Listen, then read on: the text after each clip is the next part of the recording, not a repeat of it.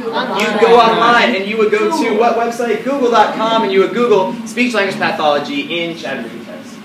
And you would look at listing after listing of clinics, just like you do when you're looking for a dentist when you move to a new town. And you're going to try to decide, where am I going to take my child? And they all start to run into each other, right? And suddenly you see one offers music therapy. You piqued your interest, right? So music therapy offers a unique service for clinic owners, or provides a unique opportunity for clinic owners to offer a service that is effective, innovative, and attention-grabbing. Most importantly, we can offer this without getting into the fad therapies. If you've seen anything in healthcare, there's a lot of fads, right? There's a lot of diet fads, there's fads for autism treatments, there's fads all over the place. And they're fads because someone thinks of the idea, and it gains a little traction, and they might get paid for 1 or 2 research studies to get done. Yes, people pay for research studies that back up what they claim. And then they throw it out and try to get people to pay money for it. Now, maybe they are effective, maybe they aren't, but they don't have the track record. And a lot of, we're talking about speech-language pathologists and OTs and PTs. We're talking about serious healthcare providers, people with master's degrees or higher, who did a lot of research and read a lot of research, and they're not likely to be won over with BS, pardon me, right? So, they might be a little skeptical of music therapy because it sounds like one of those fads. But then we get to tell them, actually, we've been around for 60 years as an organized profession. And we have these 2 great research journals, more than 2 research journals. We have all this research that backs up what we do. So we can offer this unique, attention-grabbing service without coming off as a fad, right? So let's talk about how these kind of partnerships are structured. Let's say I've convinced you now and you're ready to go. Well, we can do it in-house where the clinic hires a music therapist. We could do it with a contract, maybe your private practice contracts with a clinic. Or you can form a partnership between the businesses, and that one's my particular favorite because it's what the clinic I work at has. And we'll talk about that last. But in-house, let's look at some pros and cons. You're going to provide more autonomy for the clinic owners. If they're making this investment, they're going to want to have control over how it works and who's going to get it and how it's going to be marketed and how much they're going to pay you, and et cetera, et cetera. So they get all that control if they hired you as an employee. More stability for the music therapist, really. You don't really have to take on as much risk. If they're taking you on as an employee, they're really taking on the risk of making sure you succeed. And it's in their best interest to make sure you succeed. Access to clinic resources. If you're the employee there, you get to use everything they have. Maybe the OT has some really cool exercise balls you can work with a kid with. And high levels of collaboration. You're in the same building with these people every single day. And I can tell you from working in one of these clinics, that is one of the coolest parts, is that I have these speech-language pathologists coming to me and giving me tips on how to get this kid to say his L's and his T's and his O's better and how I can elicit those responses in my practice. The cons, it's more expensive for the clinic, right? They're taking on risk when they hire you on as an employee. Risk of offering too many services. We said music therapy is kind of added on to the menu. There's a finite budget that people have for healthcare spending, and if we're offering them too much too fast, we might risk pulling away from some of these other services, and that wouldn't really do them any good. And more administrative commitment from clinic owners. Suddenly they have to learn all about CBMT and NTBCs and how we get certified and how we have to maintain our credentials because it's their responsibility to do so. It's more work for them. The next possibility was a contract between a private practice and a clinic. That's less risk for both parties, depending on what your contract says. If it doesn't work out, you both go your separate ways, and you gave it the old college try. Less cost for clinic. You know, they're not taking on quite as much risk by hiring you as an employee. If it doesn't work out, then you can end the relationship. And you get the cross referrals between businesses. That's huge. If they notice a client is particularly interested in music and they think might respond well to music therapy, they can say, hey, I have this contract with a music therapist here. I really think you should check it out.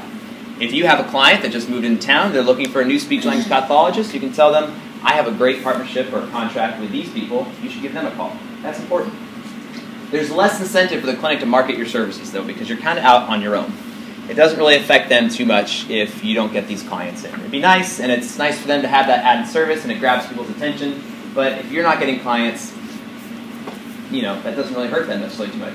Insurance billing complications is a big one I hear music therapists talk about a lot. How many of you bill insurance in music therapy? Jamie George just gave out a big sigh. She has a class. You should take it at musictherapyed.com. Well, if you bill for, back me up on this, Jamie, make sure I'm not saying anything wrong. If you bill for, they're called CPT codes, and some of them are frequently used by occupational therapists, physical therapists, and SLPs and all that. And some people like to claim them as their code, which isn't really true. It's not really ethical. But if we build a code that the OT is also going to use, and that client only has a certain amount of visits for that code a year, we're taking up those, and that can stomp on some toes, right? And you don't want to do that.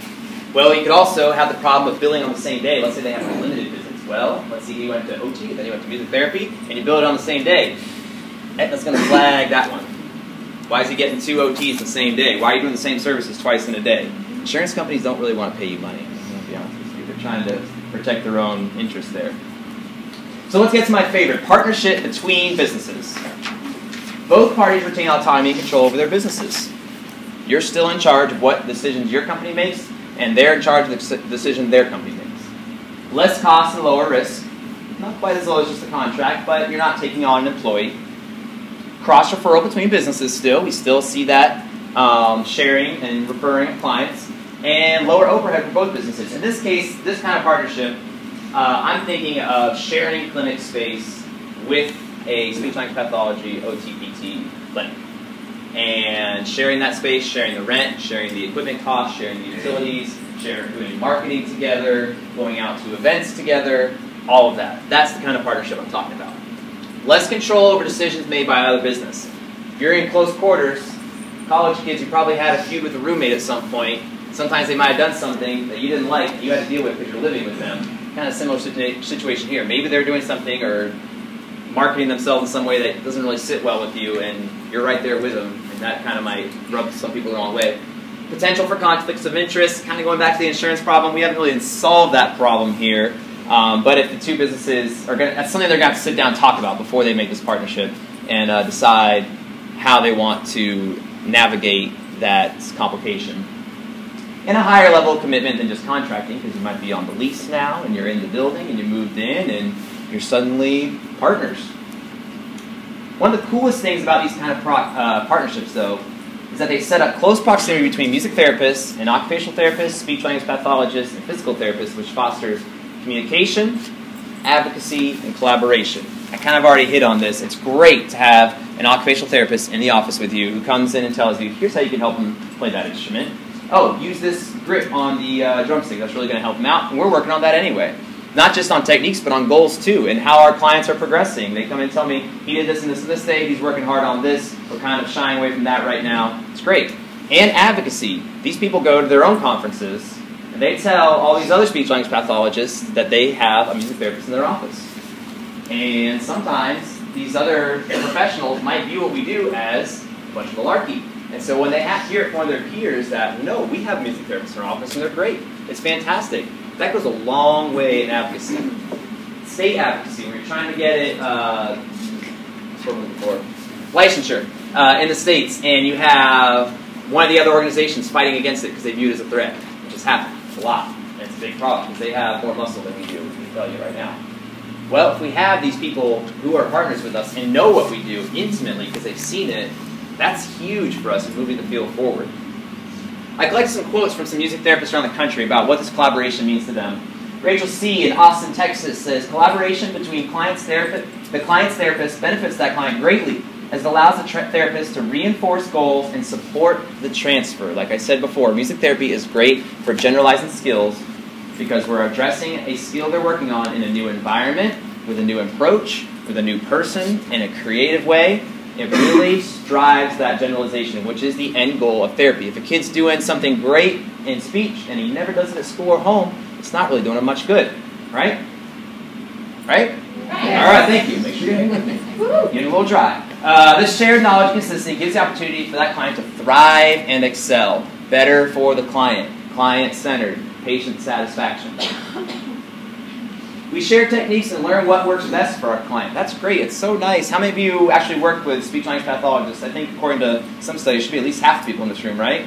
Isn't it great to have them around? They tell you what works and what doesn't and what you're doing wrong. I love it. It's great. I feel like, I can really be confident in that approach and talk to the parents about what we're doing. It's big. School system music therapist. This was great. I shared an office in my internship with a speech-language pathologist, and it was awesome. She would hear me doing something, she'd kind of turn around and be like, actually, do this instead. Like, think, write it down, Good.